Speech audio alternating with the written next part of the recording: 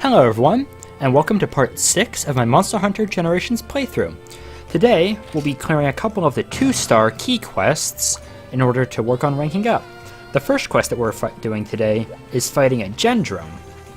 I have switched my armor from the standard beginning armor they give you into Geoprey armor. It gives a couple new skills. It gives Negate Bind, which means that snow and bubbles won't affect me, which doesn't come until later game, but whatever. And then it also has Double Sleep, which means that if I ever get put to sleep by a monster, it'll take me twice as long to wake up. It's not great, it's not a good skill at all, but nothing around here is going to put me to sleep, so that won't be an issue. So, we are here in the dunes to hunt a Gendrome. Gendrome is similar to the Great Macaw in that it leads a pack of smaller monsters around. One difference, though, is that it's slimmer, it's faster, and it has fangs that can inject paralyzing toxins. So, I've also switched to a Charge Blade, a new weapon, once again using the Striker style. The Charge Blade is similar to the Switch Axe in that it has two different modes. It has a Sword and Shield mode, as such, and then it has an Axe mode, like that. So you can switch very freely and fluidly between the two modes in combat. One big part of Switch Axe combat is the files. One moment. There's the Gendrome. He has a much bigger crest and much more defined fangs than the smaller Gen Prey. So the Switch Axe, where is he? Oh, he's over there. The Switch Axe has files in it. These files will charge up over time, and you can use them to do powerful burst attacks. So, by doing the standard A combo like that, you charge up the files very quickly. Then you have to load them into the shield like they are now. You see those under the sharpness meter. Then, from there, when you're in axe mode, you can transfer the files into the axe head. And now we're ready to go.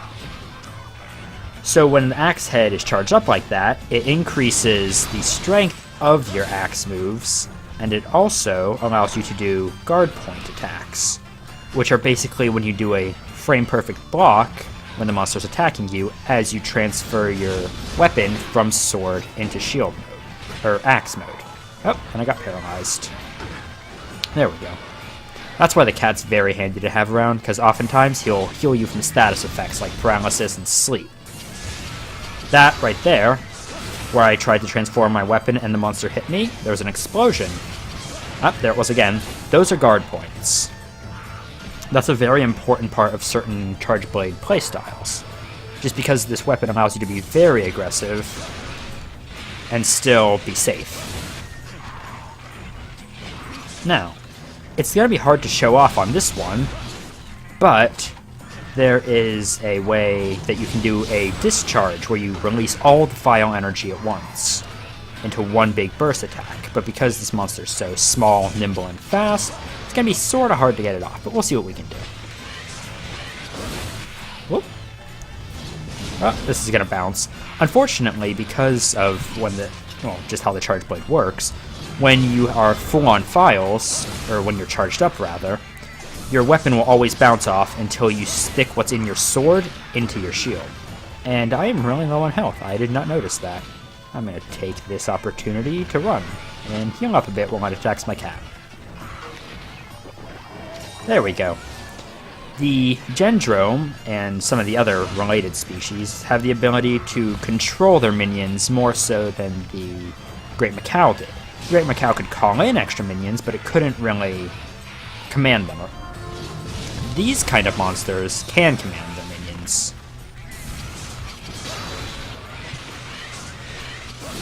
So that move there, where I take the sword and I start to charge up an attack, but then I cancel it, that's what... Oh, I guess the subquest was to kill the little ones. That's what goes into the large burst combo at the end. Oops. Oh, I also have some hunting yards that are new for this. Oh, I did not know that was going to take so long. Okay, the first one, Limit Breaker, will allow me to store more files in my Charge Blade. And Healing File, which is my other hunter art I have, allows me to heal when I do that move there. Although I don't have it activated yet, so we're going to activate it, then we're going to chase down the Gendrum into the next area.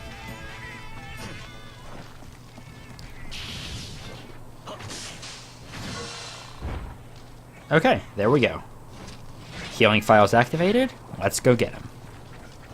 I'm interested to see how this works. Where'd he go? He's over there. Looks like he's low on stamina. Because this Charge Blade has impact files in them, there's two kinds. There's impact and elemental. So that should... I thought that was the heal. Guess not.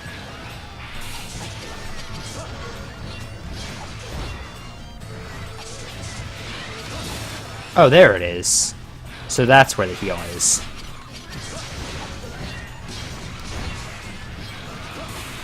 There, that one. Interesting. Alright, we're gonna see if we can get a burst off on this guy. So we have to wait for him to sort of stay still for a moment. Alright, let's just try it. Don't move, don't move, don't move, don't move. I missed. Oh! That's interesting. Normally that'd do a huge burst attack. Broke his face, that's good. Normally that does a huge burst attack. Maybe it's removed in Striker style. Huh. That's interesting, actually. I'm gonna go get greedy, grab the shiny. It's just a Wyvern Tear. Wyvern Tears you can't take with you. There's basically free money on quests. I like the Limit Breaker skill. That's nice. Oh. Come here, bud. Yeah, these kind of monsters are very fast. Makes them a little annoying to fight at times. That and the minions. There we go, he's limping away. So, when he goes to sleep, I'm going to try to do that big burst attack on him again. I'm surprised that it didn't work before. Maybe they removed it for Striker-style Switch Axe. I don't have any experience with the new weapon forms. Most of the times when I'm using them in a video is the first time I've actually picked them up. But we'll see what we can do. So, I'm not sure if I've seen this on a video before, but whenever the monsters limp off, they go to sleep. When they're asleep, the first attack that wakes them up does double damage to them. So right now, I'm just giving it time to limp off into 3 and go to sleep before I go in and attack it. That should be enough time, though. Yeah, he's asleep because the music isn't playing, and there he is. Alright. So, let's try this again. Bring it back. There we go, that did it. And because I have an impact file, that move can knock him out, as he's knocked out right now. Normally, knocking monsters out is something that only hunting horns and hammers normally do, but Charge Blade's actually very good at it. In Monster Hunter 4, the primary knockout weapon actually was Charge Blade for people who wanted to do that actively on a hunt, because you could do it very quickly and very often with those file bursts. So we're going to try to not have to use any more healing items here. There we go.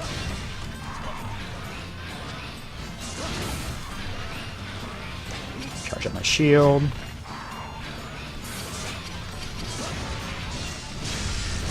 There we go.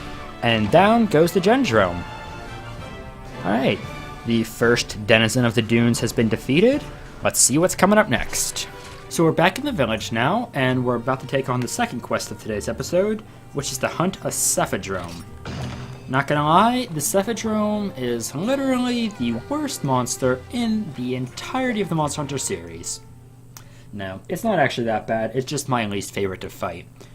It's the larger version of the Cephalos, which were the fish that we had to hunt down, but it's a lot more annoying, because it stays underground a lot more, and paralyzes you a lot more. So it will be interesting to see how this goes. I'm not sure how much they've changed it for this game, but we're gonna find out. Once again, still using the Striker Switch Axe. And let's do this. I feel like the healing file is going to be very helpful this hunt, just because this thing hits surprisingly hard, actually. Of course, I'm judging all of my biases from the first time I fought it, which was in Monster Hunter 4, where you fought it immediately after entering high rank from low rank, so your armor and weapons were subpar at that time. So there's the big fish himself, the Cephadrome.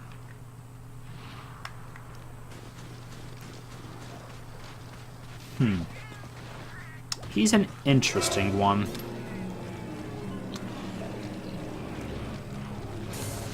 Seems to be one that's a little larger than normal. Oh, I was about to say they fixed his horrible hitboxes, but they in fact did not. He is quite large, and when he does those tail spins and such, it's hard to avoid them.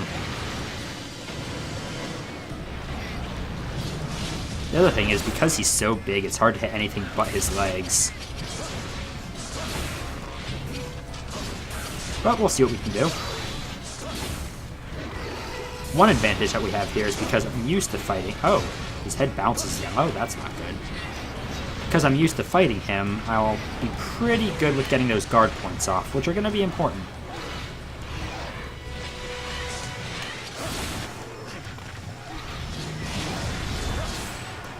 Just regular attacks will charge up the Charge Blade, but the combo that I've been doing where you charge the A attack and then you do 2 strong strikes, that will charge it up much faster. Alright, here he comes. Ow. I thought I was far enough away to avoid that.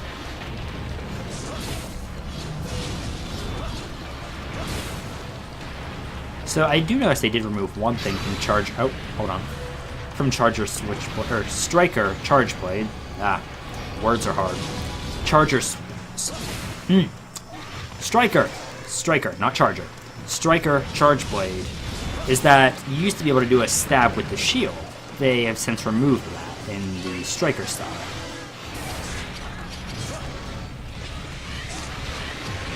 Ow. Okay, this is not going well. We're just gonna... No. We're gonna not die today.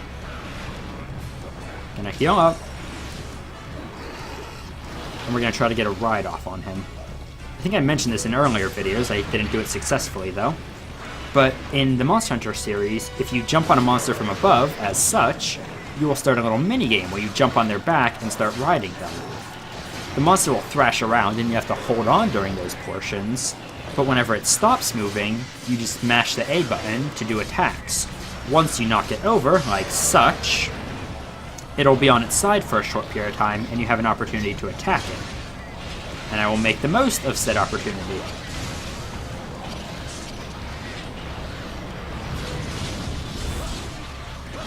So I seem to notice that they also added something in this game for Charge Blade, in that next to the files, there's that little shield icon, which will show if your shield is charged up, which is good, because in the previous game, they did not have something like that. So oftentimes, it was hard to tell if your shield was charged up, depending on a camera angle, or for me, I didn't even know that you could charge up your shield until very, very late in the game. Which means I lost a lot of potential damage I could have had when going on Charge Blade hunts.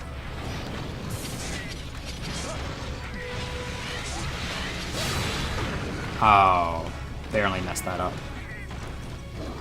So, oh, I'm gonna try to activate my Hunter Arts if I don't get killed right here. So right now I'm affected by Water Blight, which is why my stamina bar is blue and I have those water drop. I might be dead. Nope, I'm not dead. Luckily he destroyed some of the arena, so the ground shifting helped me. But I'm affected by Water Blight, which means my stamina bar, when it is refilling, will go much more slowly. So right now he's underground, so I'm going to try to Sonic Bomb him out. Okay, that didn't work. Either I missed the Sonic Bomb or he's enraged. When monsters are enraged, the Sonic Bombs won't work. Oh! So that's interesting. The Limit Break move works as a guard point. I just learned that right then. That's good to know. Because that move takes such a long time, it would be sort of awkward to pull off in combat if it didn't give you some sort of defensive capability.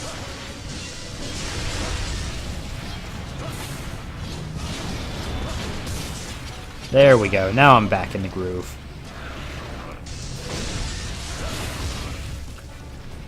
See, just like that, I'll do an axe attack, switch back into sword mode, and get a guard point off. That's the way that Charge Blade's sort of supposed to be played if you're working around the guard points. Of course, you can work around just doing file bursts, but I like the guard points because it's a lot of fun. I have a feeling that Bushido switch axe, or Adept switch axe rather, Bushido is what that style was called in the original version of the game, Monster Hunter Cross. Adept switch axe will probably have some interesting things to do with guard point.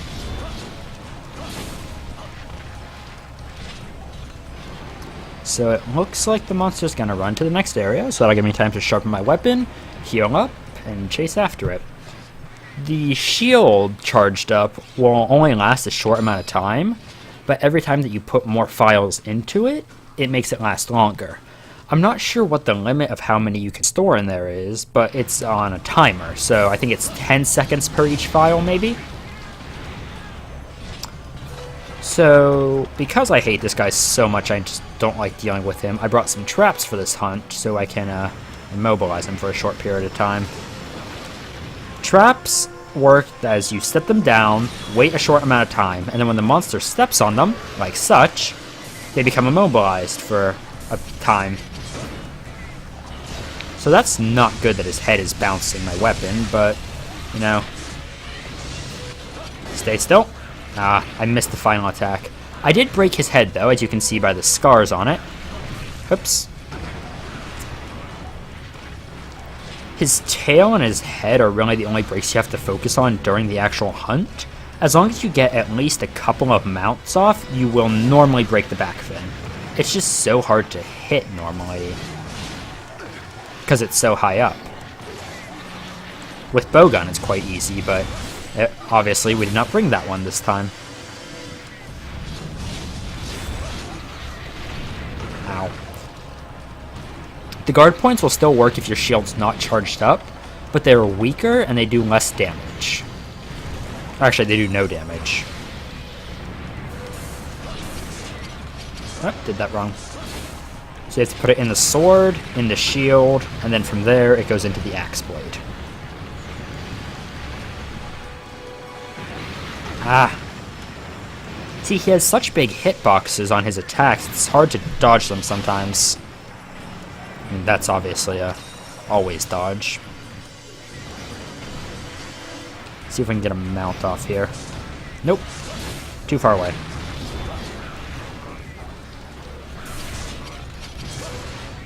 Let's transfer into the axe blade. There we go. And he moved just when I was about to go for a mount. Of course he did. We're just going to hide behind the shield, because I'm not messing with his ridiculous attacks.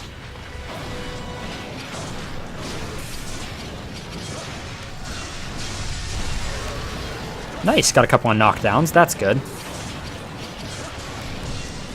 Because you're targeting his legs so much, there comes a point in the fight, normally just like that, where you get consecutive knockovers in a row.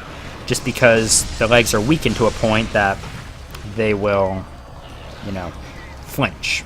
And when you flinch a monster on their legs, normally they fall over. He's out of stamina now, which is good. That's another great thing about Charge Blade, because you're using those, well, Impact File Charge Blade. Because you're using the file attacks so often, you know, the impacts will make the monsters get exhausted. So luckily he's limping off. He goes and he sleeps in Area 3, so I'm going to have to walk around the long way. He gets to swim right through the sand, but my hunter can't quite follow that direction.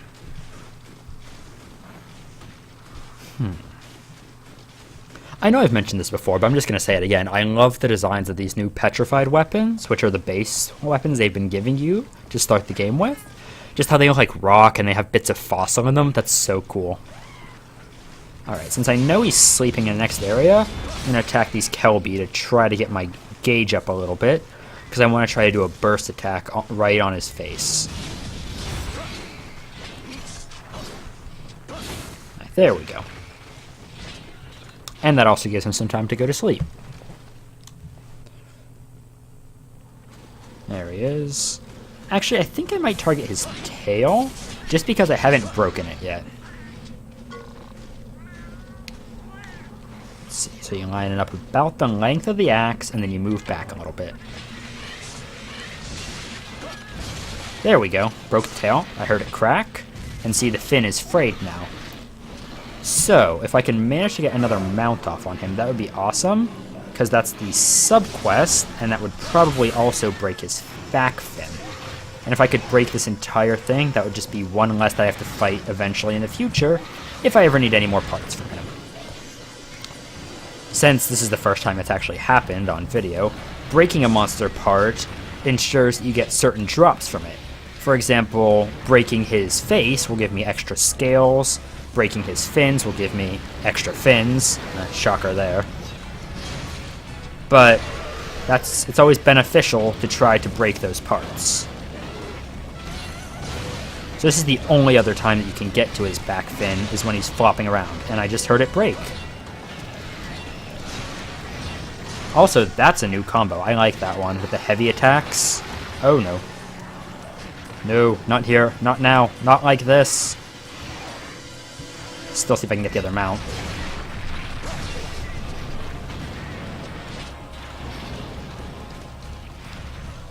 Stay there, stay there, stay there. Ah, that was bad. I risked it, I thought I could get the mount, I was wrong. No, no, no, no. Okay.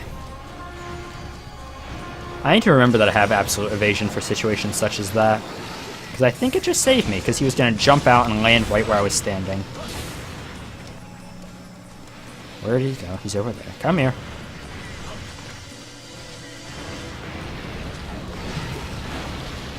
See, this is why he's annoying. Sometimes he'll stay in the sand and you can't hit him at all.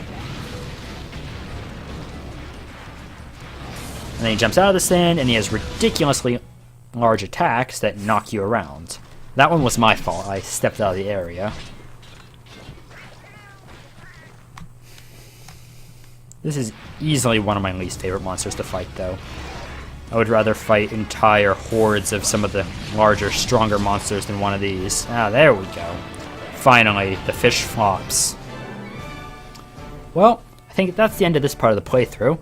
If you enjoyed the video, feel free to leave a like, comment if you have any suggestions, and subscribe if you don't want to miss the rest of the series. See you all later. Bye!